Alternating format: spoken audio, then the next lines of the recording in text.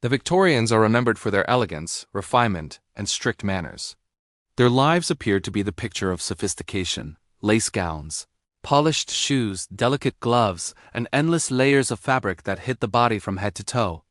But beneath those grand gowns and strict social rules lay a world few dared to speak about. A world that smelled less like roses and more like reality. Hidden under those puffy dresses were some of the strangest, most inconvenient, and sometimes shocking toilet habits in history. The 19th century was an era of contradiction. On the surface, it valued purity and restraint. Yet beneath that surface existed the most human of needs, the need to relieve oneself, which society refused to discuss. For Victorian women, modesty was everything. Even acknowledging bodily functions was scandalous. A true lady was never supposed to sweat, smell, or visit the toilet. But of course, she did. And the ways she managed those natural necessities reveal the absurd extremes of Victorian decorum. In the early Victorian years, indoor plumbing was a luxury reserved for the extremely rich. Most people, even those in the middle class, relied on chamber pots, small bowls or containers kept discreetly in bedrooms or under chairs. For women, this was particularly complicated. Imagine the layers of clothing they wore every day: corsets that crushed the waist, petticoats, crinolines, and enormous hoop skirts supported by steel frames. Getting undressed every time nature called was not an option. So the Victorians devised creative ways to handle their business while remaining ladylike. Underneath their dresses, women wore open-crotch drawers, a type of undergarment that looked like loose pants with a wide gap between the legs. This design wasn't about sensuality. It was practical. It allowed women to squat or sit over a chamber pot without having to undress. With so many layers and metal hoops surrounding them, pulling garments down would have been impossible. Instead, they simply positioned themselves carefully, allowing gravity and modest engineering to do the rest. Now picture this: a lady of high society in a ball gown made of silk, sitting elegantly in a drawing room, sipping tea and gossiping with friends. Beneath her chair, concealed by the folds of her skirt, might be a small ceramic pot. If nature called and privacy wasn't available, she could quietly relieve herself right there, her dress acting as a portable curtain. Servants were expected to discreetly remove the pot later. It sounds unbelievable today, but Victorian etiquette manuals never addressed such matters directly. They existed in silent understanding. The upper class often carried what were known as necessary chairs. These were pieces of furniture designed to look like ordinary seats, but contained hidden chambers beneath the cushion.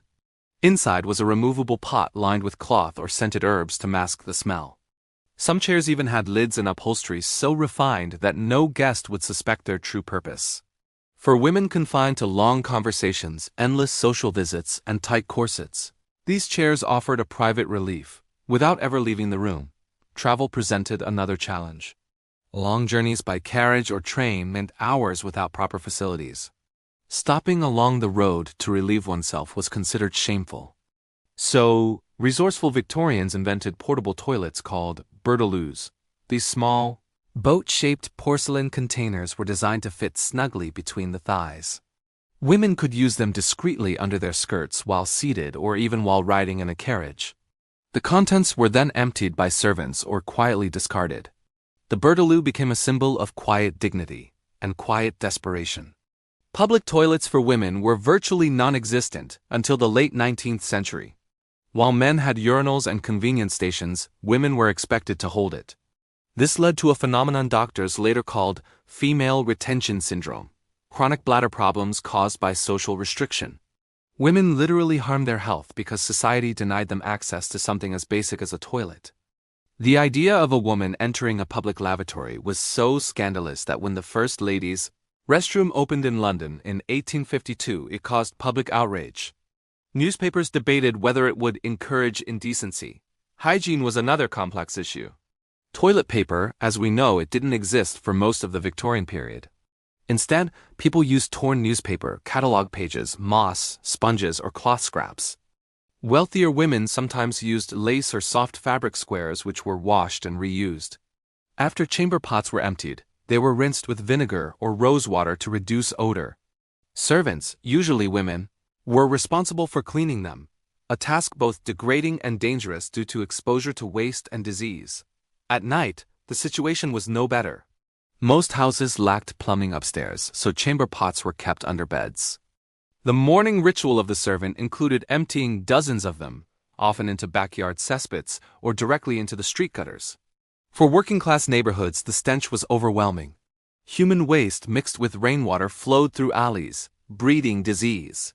Yet the elite continued to speak of purity and virtue, pretending that such vulgar realities did not exist. Inside grand homes, bathrooms slowly evolved. By mid-century, the wealthy began installing indoor water closets, primitive toilets with flushing mechanisms.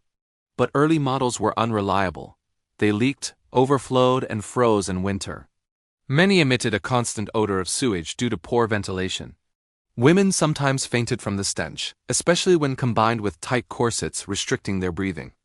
To combat this, perfumed sachets were placed around the toilet area, and ladies dabbed scented oils beneath their noses before entering. For those without plumbing, outdoor privies were the norm.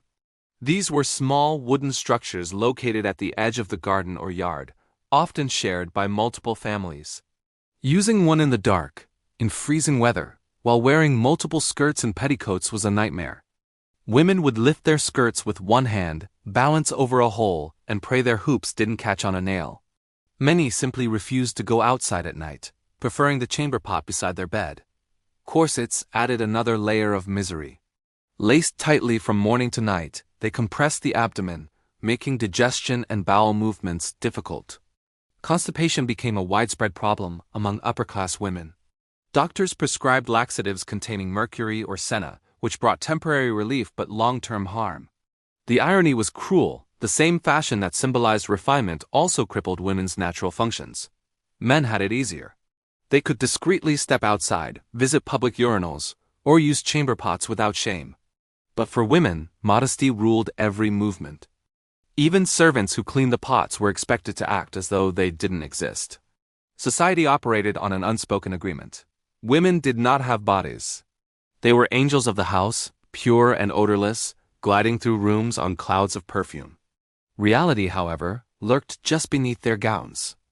The problem of menstruation added yet another secret. Talking about it was strictly taboo. There were no modern sanitary pads or tampons. Women used folded cloths or rags held in place with belts or pins. Some wealthier women ordered reusable pads made of absorbent wool, which were washed in secret. During travel or social events, managing menstruation was incredibly difficult. Many women suffered infections and discomfort due to the lack of proper hygiene. Yet Victorian culture demanded that they never show a hint of their suffering. In cities, chamber pots were often shared between multiple occupants of a house. Tenements had privy pails that were emptied into public cesspools by night soil men, workers who collected human waste after dark. The job was filthy but vital. Without sewers, waste accumulated dangerously. Outbreaks of cholera and typhoid spread through contaminated water, leading to thousands of deaths. It wasn't until the development of modern sewer systems in the late 1800s that the sanitation crisis began to ease. Even after plumbing improved, the taboo around toilets remained. Architects designed early bathrooms to resemble dressing rooms or boudoirs, with curtains and ornate decorations, so that no one would associate them with bodily functions. Toilets were disguised under wooden lids, sometimes carved to match the surrounding furniture. The language itself avoided directness. Instead of saying toilet, people used euphemisms like the necessary, the convenience, or the cloakroom. For women in public life, actresses, travelers, and workers, the situation was often humiliating. Theater performers wore costumes so elaborate that using the toilet between acts was nearly impossible. Some reportedly urinated backstage into buckets, shielded by fellow actors holding up their skirts. Female railway passengers faced similar challenges. Early train compartments lacked restrooms, forcing women to use portable pots or simply endure the journey in pain. When the first train lavatories were introduced, they were considered scandalous. How improper for a lady to go while the train moved. Even Queen Victoria herself was not immune to these issues. Royal palaces contained chamber pots and portable toilets hidden within ornate furniture. The Queen's maids of honor were responsible for managing them, and historical records describe her embarrassment over plumbing accidents. Despite her influence, even she could not escape the constraints of modesty that her era demanded. Odor control became an art form. Rooms were filled with lavender, rose petals, and vinegar bowls meant to absorb smells. Perfumes were applied not just to the skin but to undergarments and even chamber pots. Some women sprinkled charcoal powder or ashes over waste to mask its presence. In crowded cities, streets were lined with the stench of human waste and horse manure, so society's obsession with fragrance became both a necessity and a disguise. As the century progressed, sanitation reformers began to speak out. Engineers like Joseph Bazalgette transformed London's infrastructure with modern sewers, finally separating waste from drinking water. These innovations saved lives, but they also reshaped privacy and hygiene. The bathroom slowly became a room of its own, equipped with flushing toilets, basins, and bathtubs. Yet, for decades afterward, the conversation around bodily functions remained cloaked in euphemism. The shame that Victorian women endured did not disappear overnight. The reality of Victorian toilet life is one of extremes. On one hand, society celebrated purity, grace, and control. On the other, it created impossible conditions that made basic human needs a source of anxiety and secrecy. Women were forced to adapt, inventing hidden solutions to problems no one would acknowledge. They learned to relieve themselves in silence, to conceal odors with perfume, to endure discomfort behind a polite smile. Their dresses became fortresses of privacy but also prisons of repression. Beneath the laughter and elegance of Victorian tea parties, beneath the rustle of satin skirts and the glint of jewelry, there existed a quiet truth. Every woman, regardless of class, faced the same biological needs. And yet she was told to deny them. Her body was treated as a secret, something indecent even in its most natural state. That denial shaped not only her habits but her identity. When we look back now, the image of a Victorian woman gliding gracefully through a ballroom takes on a new meaning. We see not just the beauty of her gown but the hidden struggle underneath. We imagine the tight corset pressing against her stomach, the open drawers beneath her skirts, the secret chamber pot tucked away in the corner. Her composure was a performance, her elegance a carefully constructed illusion. The story of Victorian women's bizarre toilet secrets is more than a curiosity about the past. It is a glimpse into how far people will go to maintain appearances. It's a story of ingenuity under oppression, of women adapting to absurd expectations. Beneath the lace and decorum, they carried the burden of silence. They lived in a world that demanded invisibility, even in their most human moments. By the dawn of the 20th century, modern plumbing and social reform finally began to liberate women from some of these constraints. Bathrooms became cleaner, privacy became a right, and discussion of health slowly emerged from behind closed doors. But the memory of those puffy dresses and secret pots lingers, a reminder that beauty and propriety once outweighed comfort and dignity. Today, when we admire the photographs and paintings of Victorian women, we see only the surface, the grace, the poise, the grandeur. We don't see the hidden realities under the skirts, the awkwardness, the discomfort, the whispered relief behind closed doors.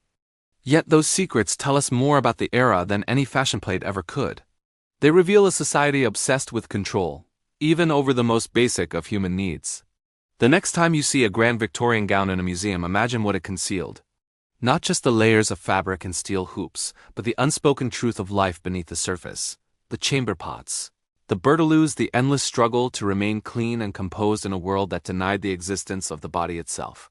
Beneath those puffy dresses, history was not just elegant. It was intimate, strange, and profoundly human.